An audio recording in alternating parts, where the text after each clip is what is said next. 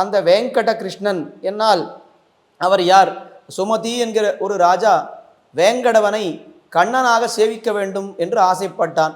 அதுவும் எந்த கண்ணனாக என்னால் பாரத போரிலே கண்ணன் எப்படி இருந்திருப்பானோ அந்த கண்ணனாக சேவை சாதிக்க வேண்டும். கண்ணன் எப்படி சேவிக்க வேண்டும் என்னால் குழந்தையாக சேவிக்கலாம், இளமை பருவத்தினுடைய கண்ணனாக சேவிக்கலாம், இன்னும் பல வயதிலே நாம் கண்ணனுடைய அனுபவங்களை எல்லாம் பார்க்கிறோம். ஆனால் அந்த பக்தர் என்ன ஆசைப்பட்டார் என்னால் அர்ஜுனனுக்கு தேரோட்டியாக இருந்து பாரத போரையெல்லாம் நடத்தினானே அந்த திருக்கோலத்தோடு வேங்கடவனை சேவிக்க வேண்டும் என்று ஆசைப்பட்டார். ஒரு பக்தர் ஆசைப்பட்டார் என்னால் பகவான் என்ன பண்ணுவார்? உடனே அந்த ஆசையை நிறைவேற்றுவார்.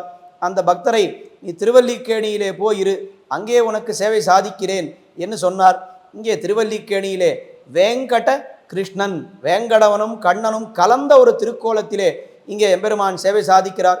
திருமலை திருப்பதிக்கு சென்று திருவேங்கடமுடையானை சேவித்தால் அது என்ன பலன் தருமோ அது இங்கே அந்த பலனை நாம் இந்த எம்பெருமானை சேவித்து பெறலாம். கண்ணனை சேவிப்பதனால் நமக்கு என்ன ஆனந்தம் கிடைக்குமோ அந்த ஆனந்தத்தையும் இந்த எம்பெருமானை சேவித்து நாம் பெறலாம்.